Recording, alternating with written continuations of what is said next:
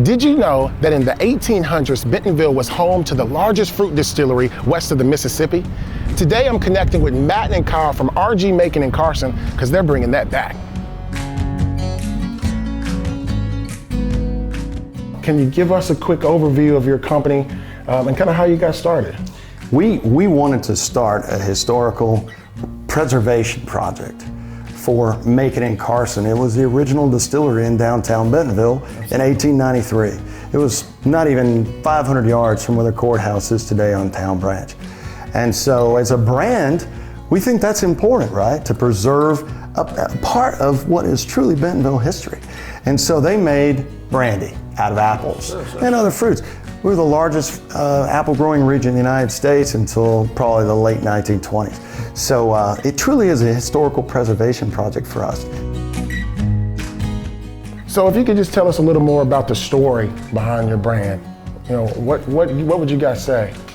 Well, I'd start out by saying that back in 1893, a couple of brothers from Tennessee came here to Benton County because there were an abundance of apples, right? Sure. And so they wanted to take those apples and make something that they were accustomed to making, which was apple brandy. And so they started that distillery. And the pictures actually show apple wagons wrapping around the community trying to get their apples to the distillery to make the product. And it lasted until 1914. It was the largest fruit distillery west of the Mississippi from 1893 to 1914, which is a huge distinction. Sure. If you think about it this way, it was first the Macon brothers, first nationally known entrepreneurs from Bentonville. So it was big brandy, big box, right, big chicken, and big trucking, right? They were the first ones on the scene, right? Incredible. And also, at one point, they were actually producing 215,000 gallons of apple brandy.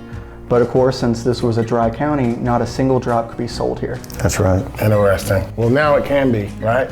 Yes. And interesting enough is that story is right on the bottle for everyone to kind of learn about it as they enjoy the product. That's really cool. And that was one thing that was extremely important for us, is to show the history that's right off the Bentonville Square. So the story is something that was very important for us. So we really wanted to, educate our community and show them the history that's right here in Northwest Arkansas. So I always talk about RG Macon and Carson. How can we get a taste of it today? Well, let's go down to First Seat and we'll have a taste. So we're here at First Seat in Bentonville.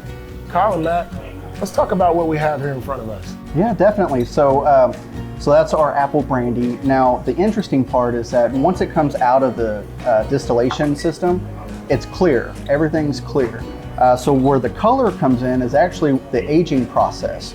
So once it comes out of the distillation system, we then put it up in Arkansas white oak barrels. That's actually from Gibbs Cooperage in Hot Springs. Wow.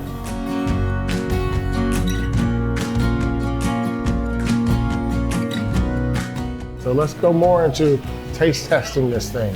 Yeah, we can do that. So we're going to do this a little bit like you would do a bourbon tasting. Sure. Because our product is much more bourbon forward in its flavor and its consistency as well. So the first thing we do to open it up, we pour it in a glass, and then we take a little bit of water, not much, get that in the straw, put a few drops, and you notice how the color is changing a little bit and how things are kind of start swirling around in there. So if you'll swirl that glass for me and take it up to your nose and open your mouth and smell, yeah? So what do you smell in there, man? Oh man, the hints of apple. Yeah? Definitely punch out at me, and I need to take it down to half. Okay, well, go for it. Let's not hesitate. That's excellent. Yeah. That's excellent. Right on. Incredible, guys. You guys' love for the industry, love for brandy in general has obviously been placed into your process in a major way. That's a big deal, guys.